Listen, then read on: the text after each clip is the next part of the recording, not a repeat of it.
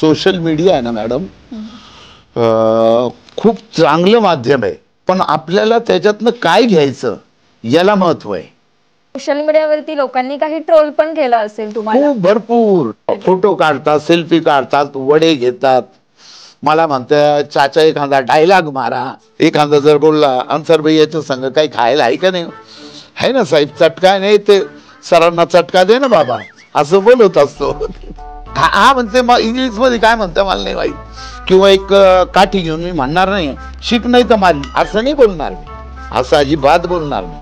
भाकरी नव्हते काही वेळेस खायला. इतका आलाय की गेला. आता महाराष्ट्रीयन माणूस आहे, यांनी मराठी भाषा जपली पाहिजे, तो मराठी भाषा जपतोय बी.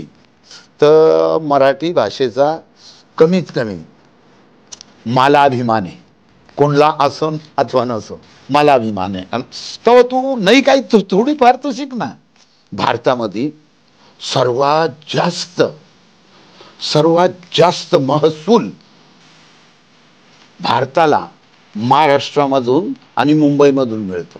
पार 100% मराठी माणसांनी व्यवसायामध्ये उतरलं पाहिजे. महाराष्ट्रीयन माणसा तू सुधर, महाराष्ट्रीयन माणसा तू सुधर, असं मी प्रत्येक वेळेला बोलत असतो.